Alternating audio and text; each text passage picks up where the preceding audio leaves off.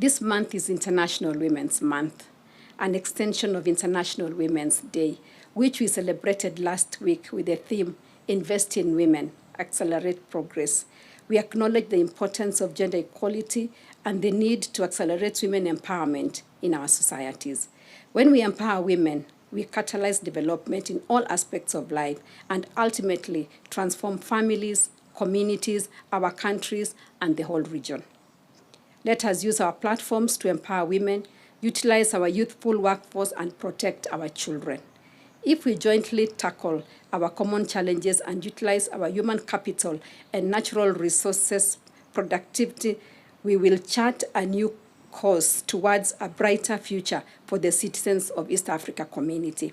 Together as a region, boosting a population of over 302 million with significant urban representation, we possess the potential to become a formidable force on both the African and global stages.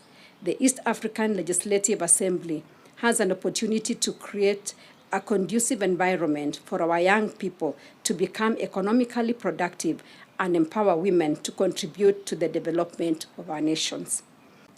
As members of the East Africa Legislative Assembly, we bear a critical responsibility for shaping the future of our region.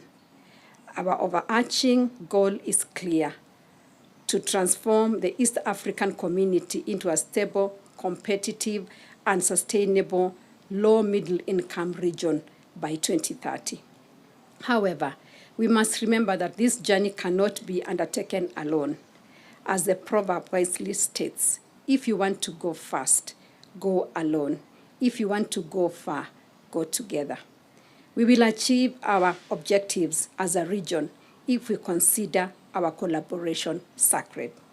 My dear sisters, as a region, we are faced by common challenges that transcend our geographical boundaries. For example, not enough women are empowered. Access to quality health care is still a problem, and unemployment rates are high, especially for our youth and women, to name but a few. Women and children are more affected by this and more challenges. This requires us to apply a lens that favors them as we design various interventions for the East African community. The recent success of our joint bid to host the African Cup of Nations 2027 under the Pamoja bid, comprising Kenya, Uganda, and Tanzania, serves as a testament to the fruits of our partnership. None of our individual countries would have achieved this milestone alone. This event should spark a resultant growth in our economy, transport infrastructure, ease of movement, and ease of doing business with each other.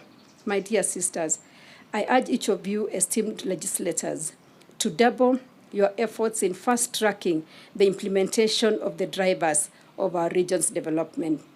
By doing so, we can position the East African community as a globally preferred destination for investors and the gateway to the rest of Africa.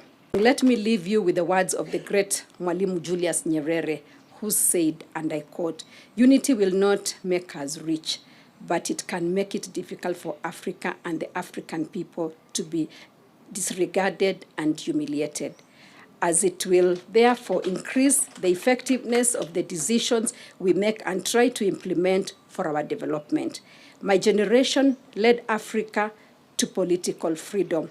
The current generation of leaders and peoples of Africa must pick up the flickering torch of African freedom, refuel it with their enthusiasm and determination, and carry it forward. End of quote.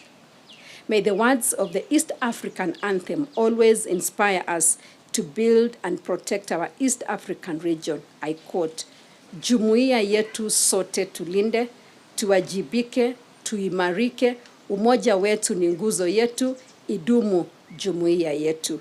You know, sisters, when we see you seated here, we are very proud of you.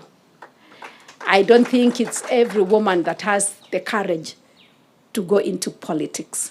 But to see the way you articulate issues and defend your countries really touches our hearts. I want to encourage you to continue doing the good work. You know, you are not just there for yourself. but you are there for the women of your country. And so you have our support.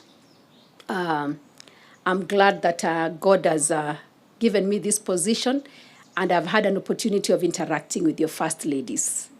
You have amazing first ladies. And just to see women like you from their countries also supporting the work that they do really tells us that when women come together, and then nothing is impossible for them. So we pray for you and continue going. Please keep going. That is where we want to see you. Keep going. Let the East African Parliament not be the end, but continue doing things to just, change the lives of many people.